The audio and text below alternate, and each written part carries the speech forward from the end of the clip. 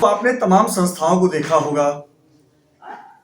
उन्हीं संस्थाओं में एक ऐसा संस्थान है जो सार्वजनिक शिक्षोन्नयन संस्थान, और इस संस्था में असहाय और वृद्ध महिलाओं को रखा जाता है। जिनका कोई ना हो सहारा, वो आए सार्वजनिक शिक्षोन्नयन संस्थान में, उसको मिलता है पूरा सहारा। इसी संस्था के संस्थापक हमारे साथ इस समय मौजूद हैं और आपको विस्तार से बताएंगे इस संस्था में कैसे महिलाओं को रखा जाता है और उनके रहने की व्यवस्था और उनको जीवन जीने का तरीका, उनके सारी व्यवस्थाओं को कैसे आप पूरा करते हैं। मैं डॉक्टर सुशील चंद्र त्रिवेदी जी, मधुपेश, अखिल भारतीय साहित्य परिषद जी, का राष्ट्रीय अध्यक्ष हूँ और सन 1981 में इस संस्था का प्रारंभ हमने एक सामान्य primary school junior high school के रूप में किया था। जी, तब शिक्षा में जो अभी बीच में बड़ी स्थिति व्यावसायिक हो गई, उस समय नहीं थी। जी, उसमें विद्यालय बड़े दूर हुआ करते थे और हमारे कंधे में दर्द था, जी, क्योंकि हम बहुत छोटे से थे और उस अवस्था में बस्ता बहुत बड़ा हुआ करता था, पढ़ाई बड़ी सख्त हुआ करती थी और दंड प्रक्रिया भी विद्यालयों में थी। जी, तो अगर 1 मिनट हम लोग लेट होते थे तो 1 डंडा पड़ता था। और बस्ता इतना भारी था कि हमारे शायद वजन से भी बराबर नहीं था, तो कम से कम आधा तो जरूर रहा होगा। साइकिल पीछे दौड़ करके पढ़ने जाना पड़ता था 5-6 किलोमीटर। जी, तो उस त्रासदी को झेलने के बाद मेरे मन में ही था, जब मैं पढ़ूंगा और पढ़ के कुछ बनूंगा तो सबसे पहले विद्यालय खोलूंगा। जी, कोई संसाधन नहीं थे, बस एक मन में इच्छा थी। ईश्वर ने उस इच्छा को पूरा किया और विद्यालय खड़ा किया जब हम पढ़ करके आए। तो उसके बाद धीरे धीरे विभिन्न क्षेत्रों में काम करते करते मन बनता रहा और मन में लोगों को, जब हम विद्यालय बनवा रहे थे, बड़ा असहाय लोगों को देखते थे कि दिन भर उनको रोटी नहीं मिलती थी, बड़ी परेशानी में जीवन था मनुष्य का उस समय। तो मन में बड़ा क्लेश होता था कि काश ऐसा कोई समय होता बाल मन में कि हम गांव के जो लोग भूखे सोते हैं, इनको हम खाना शाम को दे पाते। जी, जी, तो जिन लोग जब आज से 40-50 साल पहले जिन लोगों ने काम किया, सब वो वृद्ध हो गए। जी, मेरे मन में था कि जब ये बूढ़े होंगे तब ये क्या करेंगे।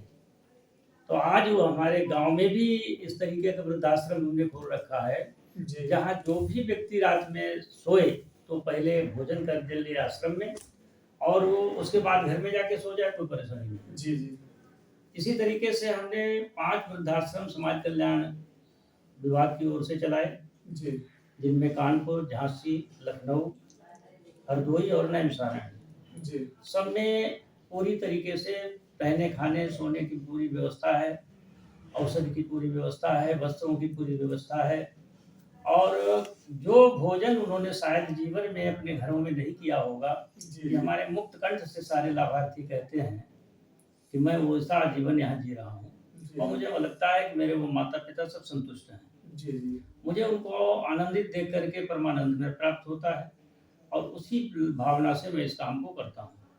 परमार्थ भाव से किए हुए इस कार्य में आज तक दिनों दिन मुझे सबसे बड़ी मिलती है आत्म संतुष्टि। जब मुझे कोई कहता है कि बहुत अच्छा काम है, और अपने प्रदेश के ये भी गर्व की बात है कि भारत सरकार ने इस संस्था को इसी कार्य के लिए सर्वश्रेष्ठ पुरस्कार के रूप में, भारत की सर्वश्रेष्ठ संस्था के रूप में महामहिम उपराष्ट्रपति द्वारा राष्ट्रपति पुरस्कार प्रदान किया। जी, जी, 1 अक्टूबर 2018 को ये लाभ हमारे संस्थान को प्राप्त हुआ, मुझे गौरव प्राप्त हुआ, हमारे प्रदेश की सरकार को प्राप्त हुआ और ये कहने में हमें कोई अतिरेक नहीं है कि भारतवर्ष में पहला पुरस्कार किसी संस्था को इस क्षेत्र में दिया गया था। जी, जी, आज तक पूरे भारत में एक उत्तर प्रदेश ही ऐसा है जहां पर 75 जिलों में ये कार्यक्रम समाज कल्याण विभाग की ओर से चल रहा है। जी, और भारत सरकार केंद्र सरकार के रूप केंद्रीय अगर मूल्यांकन कराया जाए तो उत्तर प्रदेश ही ऐसा गौरवशाली प्रदेश है जहां वृद्धों को इतने नियमित रूप से रख करके उनको सरकारी तंत्र के रूप में जी व्यवस्थित करते हुए उनका ध्यान रखा जा रहा है। जी जी प्राइवेट रूप से तो बहुत लोग करते होंगे, लेकिन सरकार की ओर से समाज कल्याण विभाग की ओर से ये केवल उत्तर प्रदेश ही ऐसा है जहां पर पूरे देश में 75 जिले संपूर्ण प्रदेश आच्छादित है ऐसे कार्यक्रमों से। अभी आपके कहाँ पे आश्रम चल रहे हैं इस वक्त? हमारा आश्रम झांसी में जी, कानपुर में, लखनऊ में जी, नैमिषारण्य में और हरदोई में। ये 5 समाज कल्याण के जी, 3 वृद्धाश्रम हमारे अभी महिला कल्याण विभाग की ओर से थे या हैं, जो कि भी 22 तारीख को दिवंगत हो जाएंगे। अभी मुझे आदेश सुनने को मिला है कि संभवतः 22 तारीख से बंद कर दिए जाएंगे। तो जो महिलाएं इस आश्रम में रह रही कहाँ पे? कारण उनका ईश्वर जाने। ऐसे आदेश जब प्राप्त हो जाते हैं और इतनी अच्छी स्कीमें चलती हैं, इतने मानवता का जहाँ पर काम होता है, बिना कोई कमी निकाले, बिना किसी तरीके के, तो जब ऐसे शासकीय आदेश मिलते हैं तो वो बात हृदय विदारक होते हैं और ऐसा नहीं होना चाहिए। मानवता भी कोई चीज है और सब लोग खराब नहीं है। जी जो काम करने वाले हो सकते हैं उसमें 2-4 लोग खराब हों, लेकिन बहुत से लोग अच्छे हैं। जी जी जी हो सकते हैं कि बहुत से लोग उसमें लाभान्वित तो नहीं, लेकिन जो लोग कुछ लोग लाभान्वित हो रहे हैं उनका क्या होगा कल से, इस पर अधिकारियों को कम से कम विचार करके तब निर्णय लेना चाहिए। बड़े अधिकारी हैं, उनको ईश्वर ने बड़े बड़े अधिकार देकर भेजा है, उनका ईश्वर कल्याण करे। लेकिन ऐसे आदेशों को एकदम दे देना ये वज्रपात है सामाजिक मर्यादा के लिए, मानवता के लिए और विभागों के लिए, व्यक्तियों के लिए। जो वर्कर यहाँ काम कर रहे हैं वो कहाँ जाएंगे, जो लाभार्थी यहाँ रह रहे हैं उनका क्या होगा?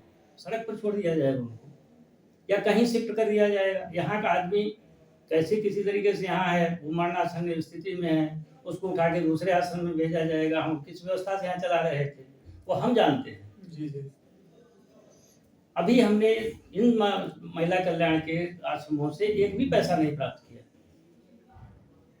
50-60 लाख रुपए का इन्वेस्टमेंट किया इन 3 आश्रमों में, लेकिन 1 पैसा भी ये संस्था को नहीं प्राप्त हुआ है। लेकिन फिर भी आप देख रहे हैं किस तरीके का काम चल रहा है, आपने प्रत्यक्ष देखा है। और कोई भी अधिकारी, मेरे यहाँ तो खुली छूट है कि किसी समय कोई अधिकारी कैसे भी जाकर के जांच कर ले, तब इसका नाम हुआ है। सारे अधिकारी यहाँ आते हैं, सारे आप सब लोग आते हैं, सारे विधायक, सांसद जी आते हैं, विधायक जी आते हैं। विधायक जी ने यहाँ तक रोड बनवाया है प्रसन्न होकर के। सारी व्यवस्था यहाँ की गई, एकदम बंद कर देना ये तो बिल्कुल मानवता की श्रेणी में आता, मैं नहीं जानता। अधिकारी तो अधिकारी है।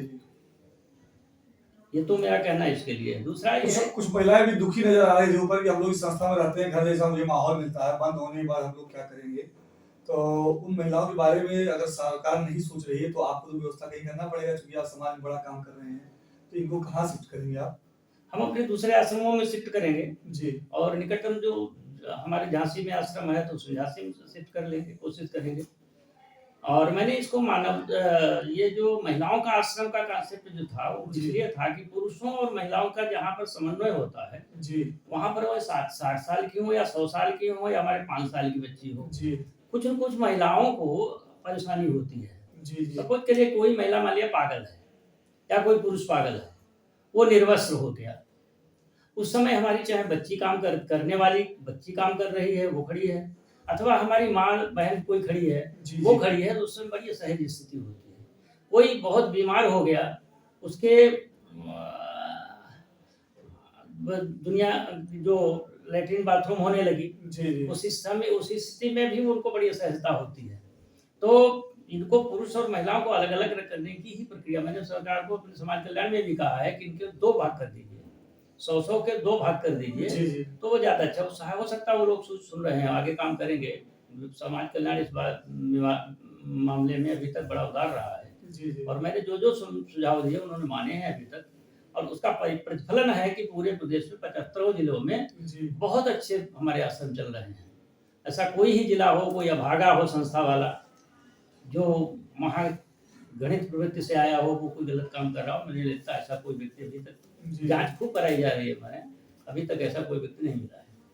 और हमारे यहाँ बराबर समाज कल्याण में तो बराबर मॉनिटरिंग विधिवत होती है, और विधिवत वो अनुदान भी देते हैं समय से। जी जी जी समय से पैसा देते हैं, समय से काम लेते हैं, अच्छा काम कराते हैं, और हमने भी सबको छोड़ रखा, चाहे जैसे देखो, चाहे जैसे अच्छा से अच्छा काम करो, ये हमने अपना कर रखा है। तो हमारा कहना है कि इस तरीके के निर्णय लेना, इसी तरीके से हमारा एक बहुत बड़ा प्रकल्प है भारत सरकार का, जो कि जहाँ महामहिम राष्ट्रपति जी भी गए हैं, जी हमारे परम सिद्धे योगी जी ने उसका उद्घाटन किया था, कृष्णा कुटीर है जी वो भारत सरकार का एकमात्र महिला कल्याण विभाग का उपक्रम है।